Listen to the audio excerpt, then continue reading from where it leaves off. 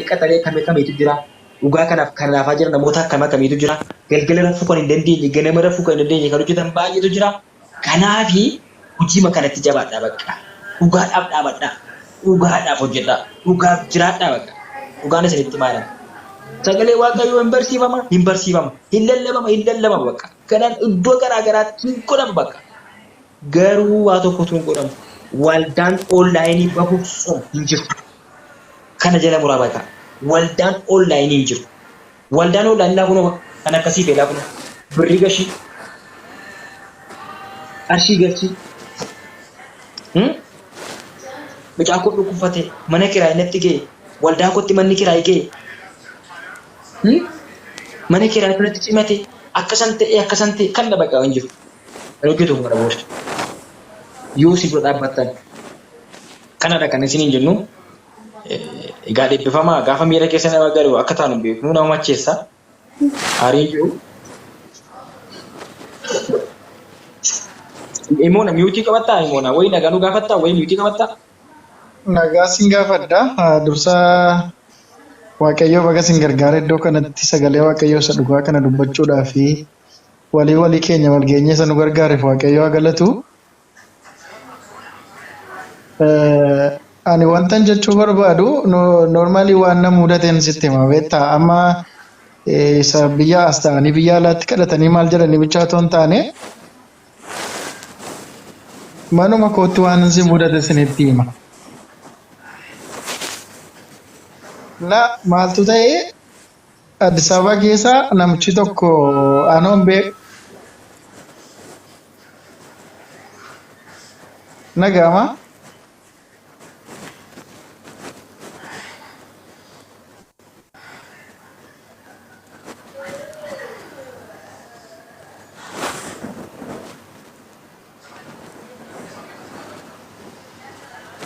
Maal jedhanii kaza ani durayyuun beeku nama biraatiif kadhate beektaa.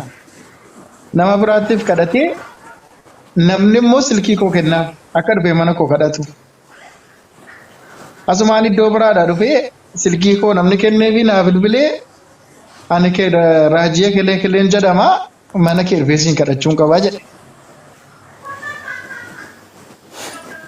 Eshi bakka guyyaa sii mijate kootuuti naaf kadhadhu rakkoon qabu.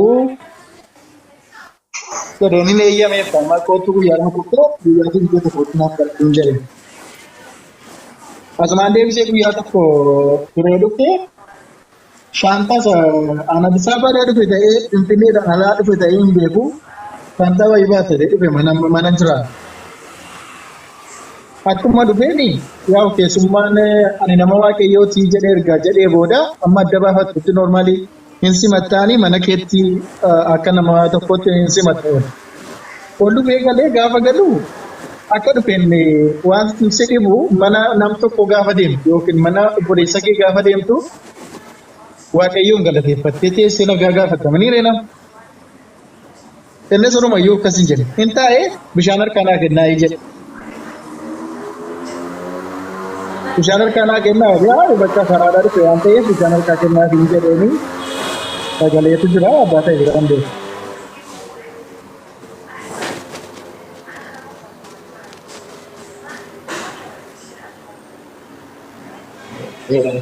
Nimo Ooyee. itti deebinaa gabaatii kee sagaleetu jira. Sagalee sana gadi qabna. Sagaleen sun gadi qabuu qaba.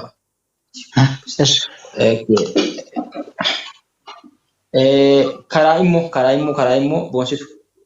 Eeshi nagaan si batoo paasir baga nagaan dhuftee. Ameen siniifillee siniifaa baay'atu. Yaa'u paasterii koo akkuma jalqabneetti jirra. Keessummaa guyyaan argachaa jirra. Okay, tole barreeffama. Kun warra akka kanattiin qabanii dhumnee ijoolleen keessa keenyaan waan adda addaa nuuf fidaa jiru marrajaa garaa garaa. Sana hundumaa dubbachuudhaaf yeroon isin ga'u baga nagaan dhuftee immoo si barbaadaan ture. Keessummaa of gidduudhaa qabnaa. Keessummaa kana wajjin wal barsiistaa. Ana poolisa ina faradha raajii hirkoo dana keessa jiru.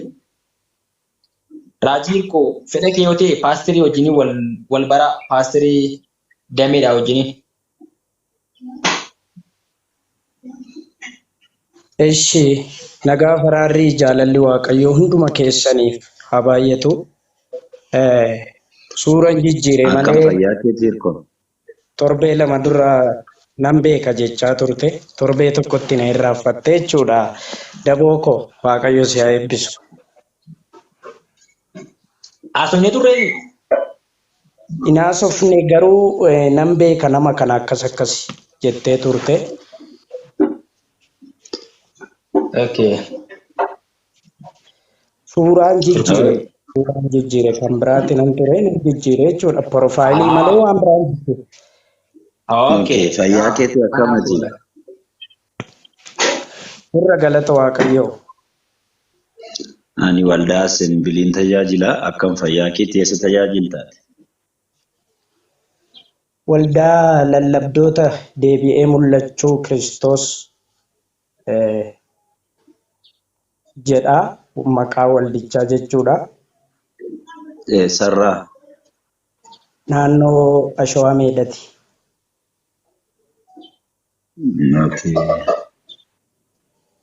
sitti hundeesse waldichi? Lakki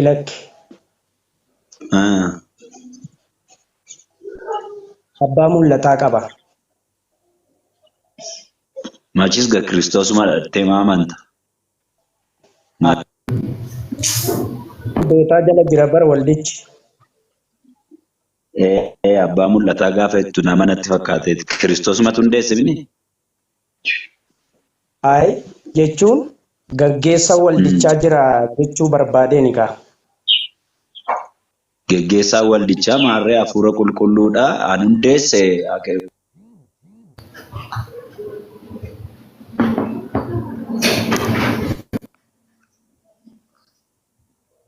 raajii taatee tajaajiltaati.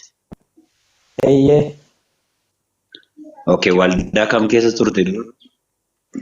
Waldaa Diimochaa Addunyaalessaa. Jalqaba kan hin ture waldaa guutuu Wangeelati. Achitti maaliin tajaajilaa turte? Tajaajilaan immoo iddoo tokko hin taa'u. Ergama qaba waan ta'eef jechuudha. Achirraati gara waldaa biraatti hin sokkee waldaa biraa keessaa waldaa Abdii Mo'ichaa Addunyaalessaa keessatti gara waggaa 4-5 tajaajilee achitti muudama fudhee jechuudha. Muudamatu hin ta'in beekamti. Muudama ammaa Kiristoos siilaate mitiire beekamti. Akka waldaatti jechuun amma gaafiin sin gaafattanis akkasii bara. Akka waldaatti beekamtii fudhatte malee muudama nama muudu Waaqayyoodha. Namni nama muuduu hin danda'u. Kun immoo beekamaadha bara. Akka Kiristoos na muude beeka jalqabumayyuu. Waldaan sun beekamtii siilaatte. Eeyyee. Raajummaatii immoo? Eeyyee. Okay, amma achi raajummaatiin tajaajiltaa jechaadhaati. Eeyyee. Eeshiga maaliif akkasi gaafannu beektaa hirkooko? Maaliifi bara amma jiraannu kana keessa bara baay'ee rakkisaa bara waliin keessadha kan nuti jirru. Dhibba keessaa dhibba. Innaa kanaafi Yohaannisinuu eenyu nuun jettaa maal siin jennu siin jedhaniiru. Yesuusis namoonni eenyu naan jedhu jedheera. Bartootaanis gaafateera. Hirkootiin namoonni eenyu jedhu isa jedhu maaliif bara kana keessa waliin baay'ate namni daldala godhe waldaa IMX godhe beektaa? Amma waldaas abbaa mul'ataa jedhamu kanatti naman taate. Waldaan jechuun ergama mataa ishii qabdi akkuma gooftaan Yesuus Phexroosiin waldaa koo sirratti ijaaradhaa ati dhagaadhaa jedhe. Waldaa koo sirratti ijaaradhaa jedhe. Akkuma kanatti hin fudha. Akkuma kanatti hin fudhaa jechuudha. Raajota keessa immoo namni abbaa mul'ataa ta'uu hin danda'u.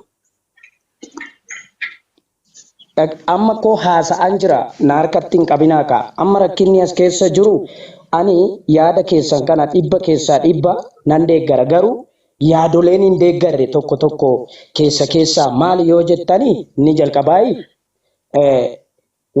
nama harkatti qabdu yeroo namni haasa'u jechuudha yaada isaa inni gara sana deeggarus inni gara kana deeggarus nama harkatti qabdu walii galtanii otoo namni yaada hin fixatin jechuudha. Kanaafiyyuu ergama Kiristoos itti kennee raawwataa jechuudha namni tokko gaggeessaa waldaa sanaa gaafa ta'u jechuudha. Paastarii waldaa, raajii waldaa jennee tiksee waldaa gaafa jedhamu gaggeessaa waldaa yookaan raajiin waldaa sana gaggeessu gaggeessaa waldichaati bakka hundeessaa waldichaati mul'ata waan argateefi malee namni calluma jedhee karaarraa deemee dhaqee walitti qabuu hin danda'u. Yoo walitti qabee isaa calluma jedhee otoo ergaan dhagayin otoo mul'atan fudhatiin yoo walitti qabee akkuma sobdoota bara kanaa lafarrattis ta'ee qilleensa irratti halattis ta'ee keessatti kuni ardii irra kan guutee jirudha. Addunyaa irra kan guutee jirudha jechuudha. Saamichi jechuudha. Kanaafiyyuu ergama Kiristoos itti kenne sana raawwataa jira jechuudha. Mul'ata fudhate sana raawwataa jira jechuudha. Wal darbee hirkoo koo wal darbee amma yaada todeessitee wangeela keessaa dhuguma akkuma ati jettee Phexrosiin ati eenyudha naan eenyudha jedhee gaafa gaafatu ati ilma Waaqayyoo isa jiraataadha jennaan kana fooniif dhiiga miti kan si ibse abbaa gosa waaqarraa si ibse waan ta'eef ati maqaan kee Phexros miti. Kattaadha katticha irratti mana kon ijaaraa kattichi Yesuusitti fakkeeffama. Amma Phexros irratti amma waldaa ijaare Kiristoosidha. Amma akka maddaa jirtutti immoo waldaa ijaare immoo namicha dhadhaa jirtati immoo. Kanaafi ani sirrattiin lakkikaa na harkatti hin qabinaa kaa nama keessa darbee hojjeta malee Waaqayyo. Namichi mul'ata yoo Waaqayyo harkaa fuudhee waldaa sana maal godha? Hin hundeessa. Hundeessadha jechuudha. Hin hundeessu hin babal'isa hirkoo. Maaliifi hojiin ergamootaa maali?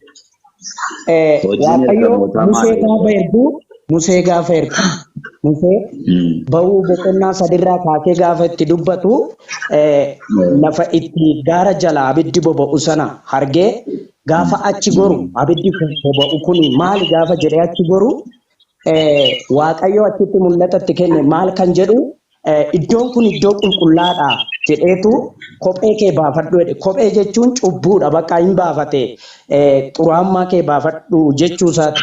Kophee jechuun karaa biraa immoo gara kanatti gaafa dhufnu karaa biraa immoo wangeela akka kopheetti hidhadhaa jedha. Efesoon 6:11 irraa kaasee gaafa ilaaltan jechuudha. Kanaafiyyuu Waaqayyo Museedhaan dhaqiitii saba koo iyyi isaanii waan na bira ga'eef saba koo harka warra Gibxiitii naa baasii jedhee Museen gaggeessaa ture jechuudha. Gaggeessaa saba sanaa.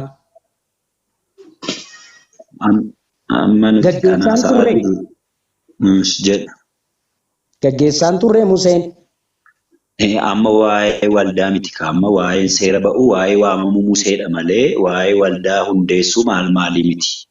Waaqayyo milikkitoota garaagaraa ittimee qooyka milikkita garaagaraa ittimee isa hammuseef isa waldaa wal bira finna taanaan walitti fiduudha.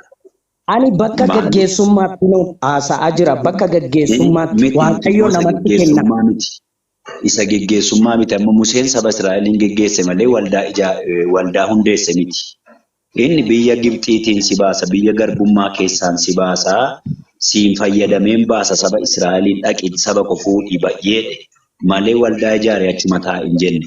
Waa'een gaggeessummaa utuu haasa'aa jirra ta'e Museetti utuu himte dhuguma waa'ee Musee yoonaa kaafte nan fudhadha.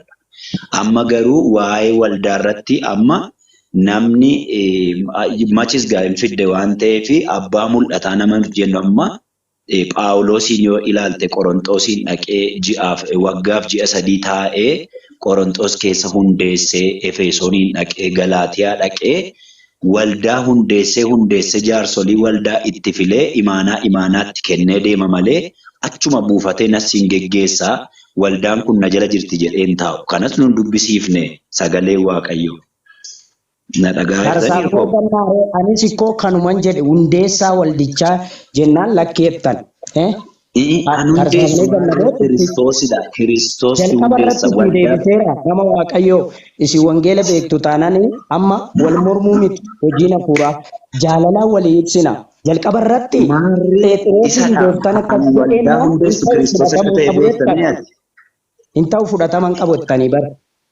Itti dubbate akkuma Maarree kana ma- akkuma kana kaa hojii ergamootaa boqonnaa lamarraa ka'ee isa jiru amma lakkoofsa 42 asii achi kaasee yookaan immoo lamumarra 17 ka'ee gaafa ilaaltanii walitti qabamaa iddoo tokkotti walitti qabamaa dhufanii jarri sun gaafa walitti qabamanii walitti qabamni jara sanaa immoo maal jedhama waldaadha walitti gaafa dhufu waldaadha bakka akkuma waldaa Qorontos waldaa warra Efesoon waldaa warra Filiphisiyoos akkuma kanatti fudhannaa jechuudha isa kanas kanarraa kana immoo isaa achitti abbaan mul'ata.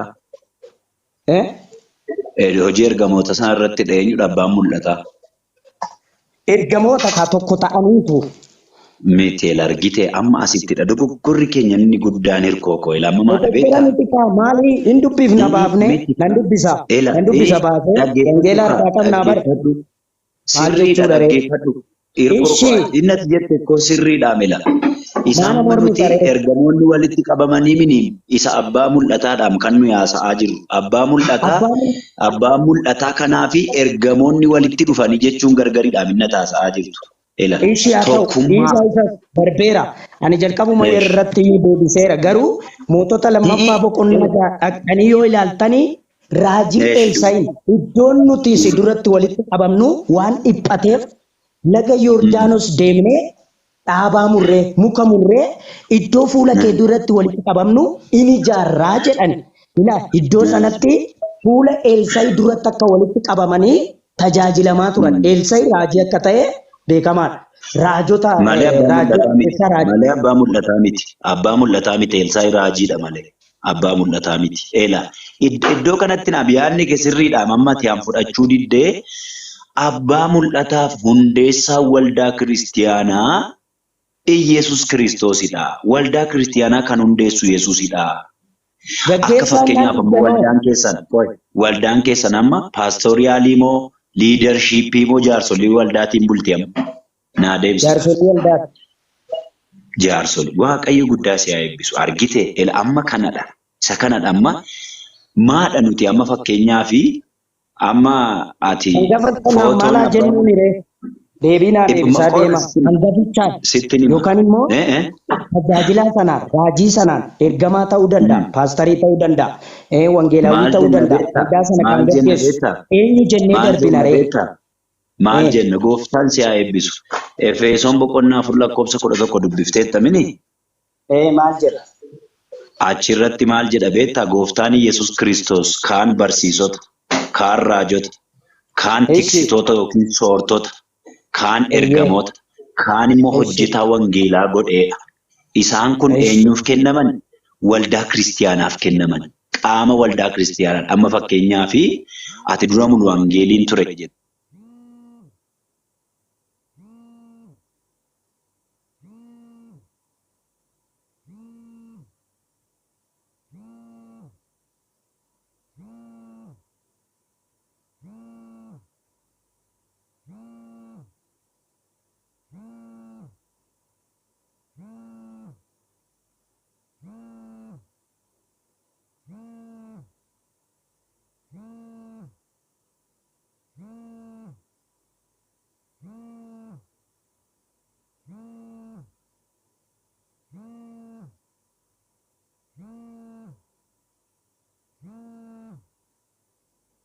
Apostiliinis raajiinis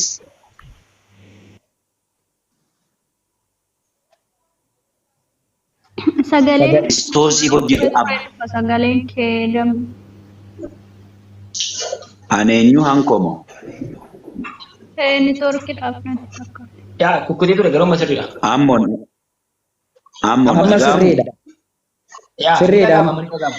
Kanaaf isaan kuni dhaqna waldaa kiristiyaanaa ta'anii waldaa kiristiyaanaa tajaajilu. Amma fakkeenyaaf appoostilii yoo jiraate appoostiliin akka sagalee waaqayyoo irratti wangeela babal'isa, waldaa babal'isa jechaadha. Amma fakkeenyaaf mulu wangeelii jirti yoo ta'e dhaqee waldaa biraa an abbaa mul'ataa dhadhee waldaan hundeessu.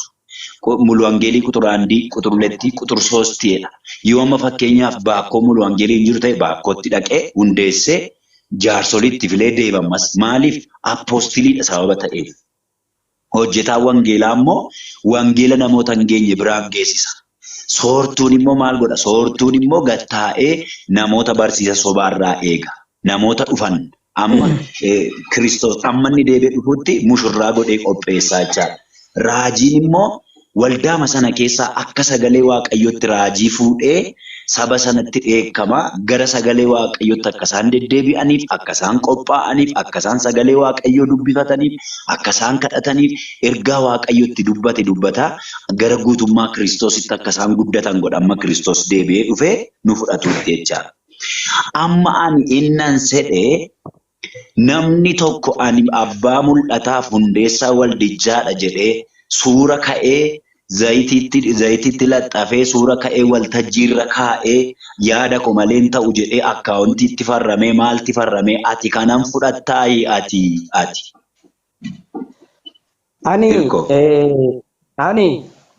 Ani dhugaa dubbachuuf taanani wangeelli keessa koo jira. Maaliif jennaani wangeela waldaa keessatti qofan lallabamitan karaa irrattis nan lallabaa jechuudha. Viidiyoon sana bira jira jechuudha. Karaa irrattis kan tajaajilu jechuudha. Hunda isaa waraabne bara 2010 irraa kaasee hojjetaa turre jechuudha. Hojii wangeelaa karaa irrattis keessattis jechuudha. Ani hinaaffaa wangeelaan qaba. Maaliif soomni ana biratti hojjetu dhugaan dhugaadhaa. Amma du'a lubbuutti nan deema kana. Maaliif jennaan wangeelli nu bira ga'es billaaf abiddaan nu bira ga'e inni kaan mormatti citee zayitii danfaa keessa buufamee maal ta'ee dhugaan deeggara jechuu barbaadeen. Ani warra zayitiidhaan walii galanii hojjetanii zayitiin akka sagalee waaqayyoo jedhutti Yaaqoob keessatti jaarsolii waldaa warra dhukkubsatanii harka irra kaa'anii haa kadhatanii jedha. Luqaas keessatti immoo warra dhukkubsataniif tajaajiltoonni ittiin haa kadhatanis kan jedhu barreeffameera. Tarsaasnee gatuu hin dandeenye. Sammuutti amma dafee naa dhufuu dhiisuu danda'a garuu Luqaas keessaa dubbiseera jechuudha. Kanaafiyyuu gara zayitii gurgurtaatti immoo gaafa dhufnu mootota lammaffaa boqonnaa 4 irraa kaastanii yoo ilaaltanii maal jedheeni Elsaa'i bo'aa gara Elsaa'i naqxe dubartiin haadha hiyyeessaa dubartoota raajotaa keessaa tokko bo'aa gara Elsaa'i naqxee jedha. Elsaa'i maaltu mana kee keessa jira jennaan dhadhaa ejersaa cuggee xiqqoo tokko kanatu mana koo keessa jira jennaani odaa ollaarraa hirrifadhu odaa sanatti erga guutee hundumaa akka inni jedhetti gaggeeffamtee gaggabaabsifan akka inni jedhetti kanaafan irra daddarbee na hubadhaa. Kanaaf zayitii gurguruutti nama tachaadha. Lakki koy akkasiin jenne innaa maal jedheen amma lakki amma maal jennaani bakka guuteera akka ati goote naaf ta'eera guuteera raafeera jennaani dhaqiitii gurguriitii hidaa keettiin ofirraa kaffaladhu jedheeni dubartattii sana. Kuni akkuma jirutti haa ta'u ani garuu ani akka kootti kutaa sana maaf kaafte. Waaqa dhaggeeffadhaa. Waa'ee zayitii macaafa qulqulluu keessaa maal jedha isa jedhuu fi maal jedha isa jedhuuf sammuutti qabadhaa. Ani akka kootti zayitiin gurguru waldaa keessatti gara fuulduraattis gurguruun barbaadu. Yoo akka Waaqayyo hafuura isaatiin na gaggeessee akka waamichatti waamame sanatti gara fuulduraatti hojii wangeelaa kanatti fufsiisee gaafan hojjedhu dhugaadhaan nan hojjedha malee wangeela lallaba malee warri wangeelicha lallaban wangeelichumaan haa nyaatanii jedha malee ani nama saamee zayitii gurguree achi qabee as qabee waan ani itti nagadadhuuf hin qabu jechuudha. Akka kootti garuu ani maalitti amana? Warra zayitii gurguranii mormita kana wal muraa deemna. Warra zayitii gurguranii mormitanii kana wal manaa deemna. Keessa kee gurra Dhaggeeffadhaa. hin Nuti mormitamini. waldaan keenya zayitiin gurgurtu. Waldaan keenya. Qoy Waldaan amma waldaa keessa keenya jiru. miti amma waldaa miti. Waldaa keenya maal miti hirkoo koo. Kana hin Yoo mormitamoo hin mormitu. Waan gurgurtee waan dhiifteef miti. Warra amma zayitii gurguran ani hin mormitamoo mormitu. Kana dhaggeeffadhaa. naa deebise. Ani Waaqayyoon baay'ee sodaadha. Waaqayyoon baay'ee sodaadha. Waaqayyo akkanatti faradu hin barbaadu. Namas miidhuu hin barbaadu. Tajaajila koo keessatti bara koo keessatti jechuudha. Namatti quba qabu, namatti faradu haaboo hin qabu. Macaafichi achirraa akkas jedha waan ta'eef dhal jedheen dhiisan iddoo sanatti. Jarri yoo ittiin hin nyaatan yoo ta'e, ittiin hin dhugan yoo ta'e, ittiin hin uffatan yoo ta'e, ittiin hiyyeessan gargaaran yoo ta'e, yookaan immoo dhimma mana isaaniitiif qofa godhatu yoo ta'e kuni saamicha, kuni hanna. Yoo garuu qaawwaa sana ittiin immoo cufu ta'e achirratti jara sana deeggaruu danda'a waan ta'eef an jara keessaa hin qabu akka kootti hin deema malee akka jaraatti miti. Ani kana gaafachuuf gaafatamuuf deebii kennuu hin danda'u. Achirraa akkas jedha Waaqayyo natti gadduu danda'a waan ta'eef deebii hin qabu ani kanaaf.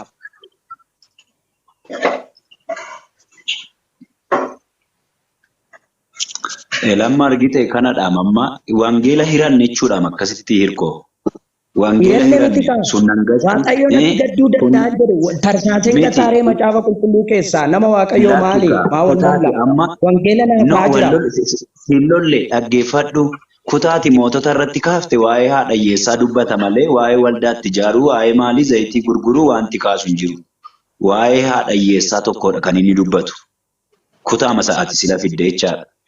Haadha hiyyeessaa sanatti eelsaa dhaqee kana jetteetti himteennaan maal qabda jedhee wanta jiru hundumaa lallabnee irra beekna sababa ta'eef waa'ee ittiin waldaa ijaaruu waa'ee maal gochuu ittiin nyaattuu qaawwa cufachuun kunniif inni sun walitti hin dhufu. Maaliifi bara amma jiraannu keessatti rakkinni inni guddaan maadha yoo jenne wangeela keessaa waa'een zayitii gaafa ka'u luqisii waa'ee zayitii barbaanna. Yaaqoob keessatti sila kumati jette Yaaqoob boqonnaa 5 dhaxxanii lakkoofsa 13 qabdee gaafa ilaaltu aboon kennamee geggeessitoota waldaa kiristiyaanaaf. Akka kontekstii isaatti hiikna yoo ta'e.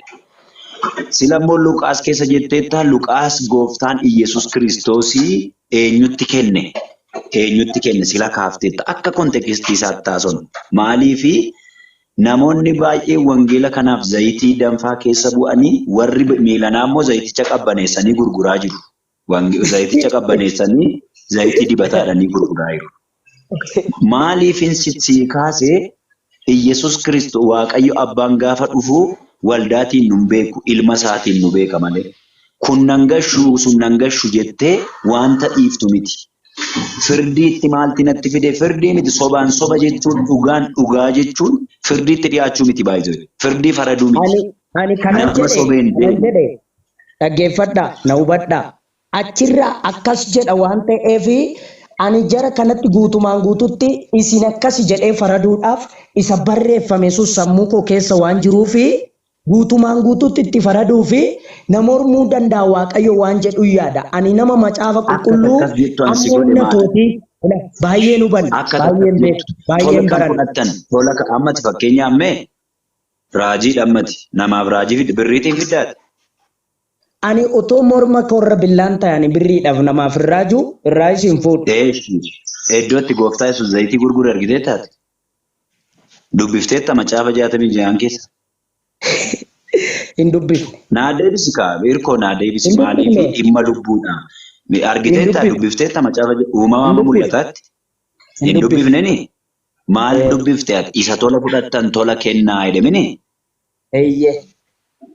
Qaaba waldaa kiristiyaanaaf immoo maal godhaa namni kurnoo isaa kaffalu kennaa jaalalaa kaffalu ati fuuteetta? Hin fuune. Amma fakkeenyaaf jaalallee kibira gaafa dhattu chokoleettii fa'aa fuuteen nattu ati? Ishi jaalallee hin qabu amma gara fuulduraatti. Yooma godhatte hin godhatta dhibeen qabu naani fuudheera gaafa ishee bira dhaqu naa fidii kottottee miti chokoleettii fa'aa fuudheen naqashee gammachiisuu fedhe.